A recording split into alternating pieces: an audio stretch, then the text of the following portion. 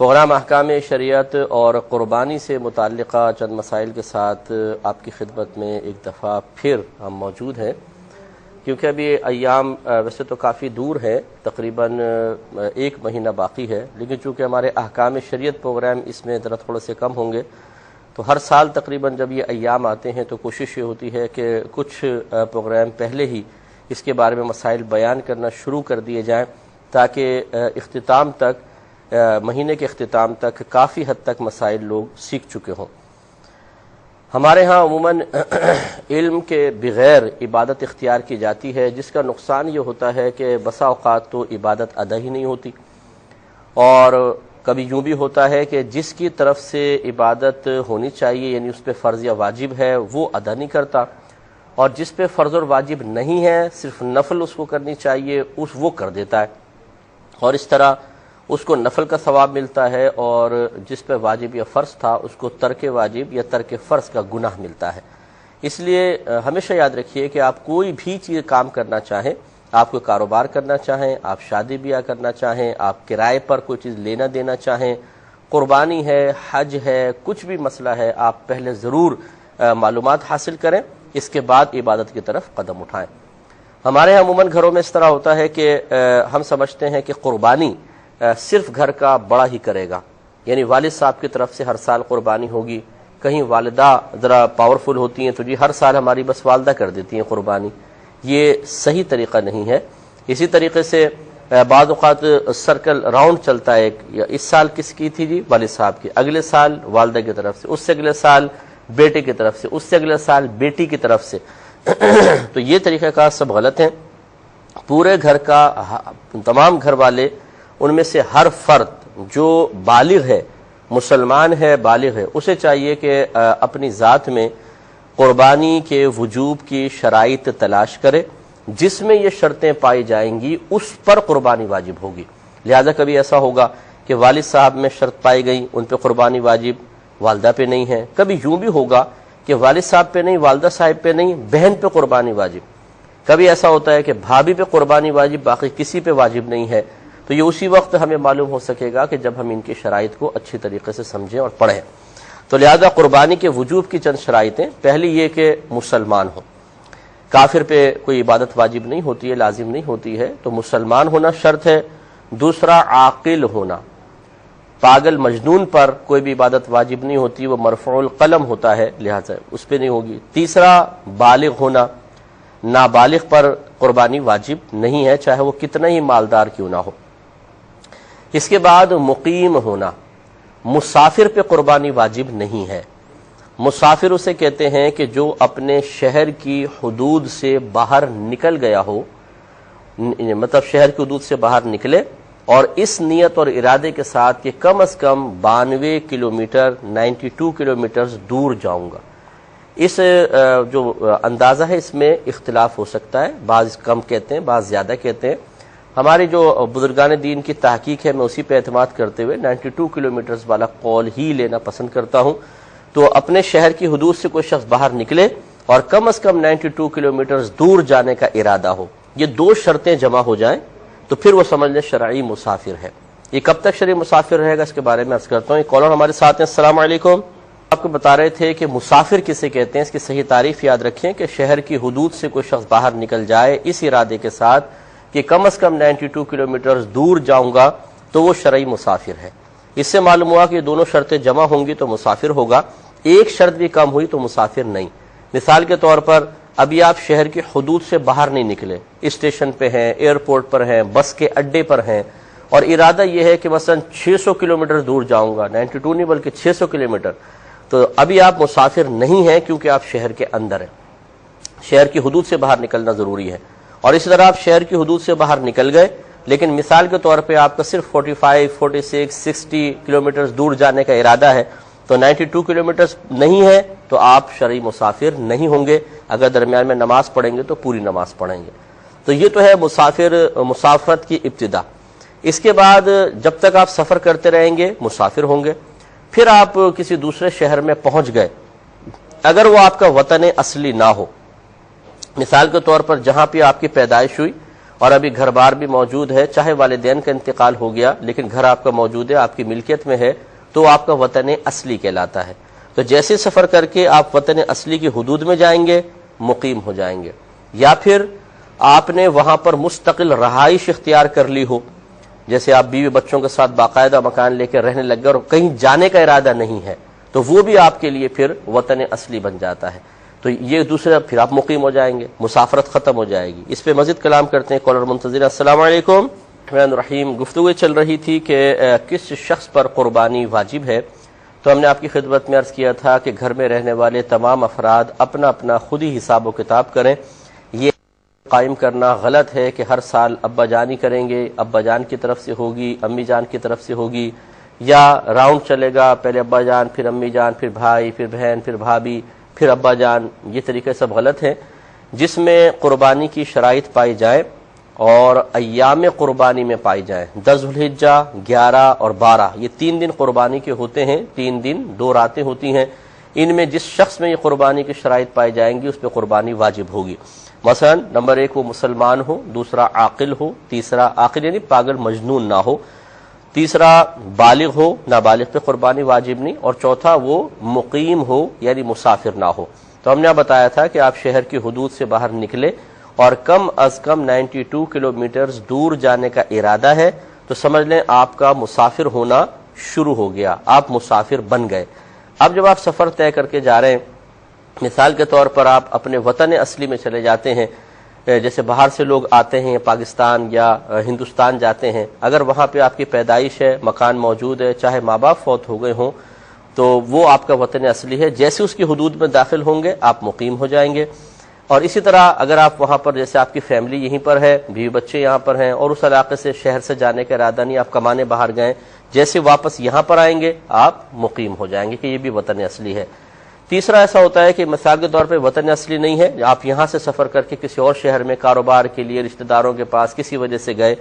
تو اب یہ دیکھا جائے گا کہ اس شہر میں داخل ہونے کے بعد راستے میں نہیں، داخل ہونے کے بعد اگر آپ کم از کم 15 دن ٹھہرنے کی نیت کریں، کم از کم 15، اس سے زیادہ جتنا زیادہ ہو، تو آپ مقیم ہو جائیں گے، مسافر نہیں رہیں گے۔ اور اگر آپ کا 15 دن سے کم ٹھہرنے کا ارادہ ہو، 10، 11، 12، 13، 14 تک، تو پھر آپ مسافر رہیں گے، مقیم نہیں ہوں گے۔ اب جیسے ہمارے حاجی حضرات ہیں، وہ جاتے ہیں مکے جائیں گے، پھر مدینے جائیں گے، اگر وہ مکے پہنچ کر کم از کم 15 دن ٹھہرنے کی وہاں نیت کر لیں تو پھر وہ مقیم ہوں گے، مسافر نہیں ہوں گے۔ اور 15 دن سے کم ٹھہرنے کی نیت ہے تو مسافر ہوں گے۔ اب وہاں ایک یہ ضرور سوال پیدا ہو سکتا ہے کہ مکہ شہر میں انسان جتنے دن ٹھہرے وہ پھر مینا ہے، پھر عرفات ہے، پھر مزدلفہ ہے، پھر واپس مینا ہے، اس کے بعد پھر مکے آنا ہوتا ہے، تو کیا یہ جو مینا اور عرفات کے ایام ہیں یہ بھی ان 15 دن میں شامل کیے جائیں یا نہ کیے جائیں؟ اس میں علماء کا اختلاف ہے۔ بعض یہ کہتے ہیں کہ مینا، عرفات، مزدلفہ مکے کی حدود سے باہر ہے، لہذا ان کے ایام کا اعتبار نہیں ہونا چاہیے، اور بعض یہ کہتے ہیں کہ چونکہ اب آبادی بہت بڑھ گئی ہے اور یہ عرفات وغیرہ جو ہے یہ بالکل متصل ہی ہو گئے تقریباً، تو اس لیے مضافات شہر کہلائیں گے، اور مضافات شہر کے حکم میں ہوتا ہے۔ مضافات کا مطلب یہ کہ شہر کے حدود کے باہر بعض اوقات گاؤں وغیرہ ہوتے ہیں جو شہر کے حدود میں آتے ہیں، یعنی شہر کے باہر ہوتے ہیں لیکن وہ شہر کے اندر ہی کہلاتے ہیں، ان کا شمار اس شہر کے ساتھ کیا جاتا ہے، تو وہ مضافات شہر کہلاتے ہیں۔ تو مضافات شہر کا وہی حکم ہے جو شہر کا حکم ہے، لہذا وہ کہتے ہیں کہ وہ ایام بھی وہ دن جو ہے اس کے عرفات مزدلفہ کے وہ بھی 15 دن کے اندر شامل کیے جانے چاہیے، اور میرا ذاتی خیال یہی ہے کہ یہ بالکل شامل ہونے چاہیے۔ مثال کے طور پہ آپ مکے کے اندر ہیں، 12 دن قیام ہے، 3 دن آپ کو وہاں لگ جاتے ہیں تو مل کے 15 دن ہو جائیں گے اور آپ مقیم ہو جائیں گے۔ تو اب یہ اگر کوئی شخص وہاں پہ جاتا ہے، جیسے وہ حج تمتع کر رہا ہے، حج قران کر رہا ہے، حج افراد بھی ہوتا ہے جس میں صرف حج ہوتا ہے، عمرہ نہیں ہوتا، لیکن حج تمتع ہے، حج قران ہے، اور اکثر ہمارے ہندوستانی پاکستانی حج تمتع کرتے ہیں، اس میں پہلے عمرہ کرتے ہیں، پھر احرام اتار دیتے ہیں، پھر 8 ذوالحجہ کو دوبارہ حج کا احرام پہنتے ہیں، پھر وہ باقی مناسک ادا کرتے ہیں۔ تو حج تمتع، حج قران کرنے والے پر یاد رکھیں ایک قربانی واجب ہوتی ہے حج کے شکرانے کی، وہ تو انہیں کرنی ہی پڑے گی چاہے انسان کیسا بھی ہو، لیکن جو دوسری ہے جو بقرعید والی، جو عید الاضحیٰ والی قربانی ہے، اس کے لیے پھر وہ یہی دیکھے کہ اگر وہ مسلمان ہیں، عاقل ہیں، بالغ ہیں اور مقیم بن رہے ہیں کہ نہیں۔ اگر مقیم ہیں تو پھر یہ قربانی ان پر ہو سکتی ہے، اگر مقیم نہیں ہے، مسافر ہیں، تو قربانی واجب نہیں ہے۔ لیکن ایک شرط اور ہے اس میں جو میں عرض کر رہا ہوں، اگلی شرط ہے مالک نصاب ہونا۔ مالک نصاب اس میں آسان سے یہ ہے، یاد رکھیں قربانی کے باب میں، کہ اس کے پاس ضروریات زندگی سے زیادہ کتنا بھی مال ہو، اگر وہ 52.5 تولہ چاندی کی قیمت تک پہنچ جائے تو قربانی لازم ہو جائے گی۔ آج کل کافی نیچے ریٹ آئے ہوئے ہیں 52.5 تولہ چاندی کے، میرے خیال میں 50-55 ہزار تک پہنچیں گے۔ تو اگر یہ 52.5 تولہ چاندی کے برابر قیمت ہو تو سمجھ لو ان پہ قربانی لازم ہے۔ آپ تھوڑا سا معلوم کر لیجئے گا، میرے ذہن میں صحیح ایکوریٹ اس کا چاندی کا بھی حساب کتاب نہیں ہے، تو 52.5 تولہ چاندی کسی سنار سے اس کی قیمت معلوم کر لیں۔ میں فرض کر رہا ہوں، اسی لیے آپ کو کہا کہ مثال کے طور پہ 50,000 لگا لیں۔ تو اب یہ اگر کسی کے پاس 50,000 کے قریب روپے ہے، وہ مقیم بھی ہے۔ اچھا، اور پہلے میں وضاحت کر دوں کہ مثال کے طور پہ دیکھیں کسی کے پاس سونا پڑا ہوا ہے اور اس میں ایک قول تو یہ ہے کہ 7.5 تولہ سونا کا ہی نصاب دیکھا جائے گا، اس سے کم ہے تو قربانی لازم نہیں، اور ایک قول یہ ہے کہ اگر 1 تولہ بھی سونا ہوگا تو وہ چونکہ اس کی قیمت 52.5 تولہ سے زیادہ ہوتی ہے، لہٰذا اس پہ قربانی لازم ہوگی۔ قربانی زکوٰۃ کے باب میں کوئی ایسا نہیں کہتا، قربانی کے اندر یہ تھوڑا سا مسئلہ ہے ضرور کہ فقہا نے اس طرح لکھا ہے۔ تو لہٰذا اگر ان کے پاس 1 تولہ بھی سونا ہے، تھوڑی بہت چاندی ہے، اتنا کیش ہے جو 50,000 تک پہنچ گیا ہے، یا پھر اتنا مال تجارت ہے آپ کے پاس، یا پھر گھر میں ضروریات زندگی سے زیادہ اتنا سامان ہے جس کی مالیت اتنی پہنچ جائے۔ ضروریات زندگی والا وہ سامان کہلاتا ہے کہ جس کے بغیر آپ کا گزارا انتہائی مشکل ہو جائے۔ اس میں برتن، کپڑے، بستر، جوتے اور فریج، اگر کوئی اے سی باقاعدہ یوز کرتا ہے تو اے سی بھی اس کی حاجت اصلیہ میں آئے گا۔ اس طرح کمپیوٹر اگر یوز کرتا ہے اسٹڈی وغیرہ کے لیے، نہ کہ صرف تفریح کے لیے، تو پھر یہ بھی آئے گا۔ اگر ٹیلی ویژن پر دینی پروگرام بھی دیکھتے ہیں، اس سے معلومات حاصل کرنا مقصود ہے، سیکھنا مقصد ہے، تو یہ بھی حاجت اصلیہ میں آ سکتا ہے۔ باقی اس کے علاوہ جتنی چیزیں ہیں جو اضافی ہیں، جب مثلاً میری ملک میں ڈیکوریشن پیسز رکھے ہوئے ہیں ایسی سجانے کے لیے، اور ایک ہی کی قیمت ہے 10-10 ہزار 20-20 ہزار روپے، اور سب کو ملائیں تو 1 لاکھ کے قریب بن جاتی ہے، تو قربانی لازم ہوگی۔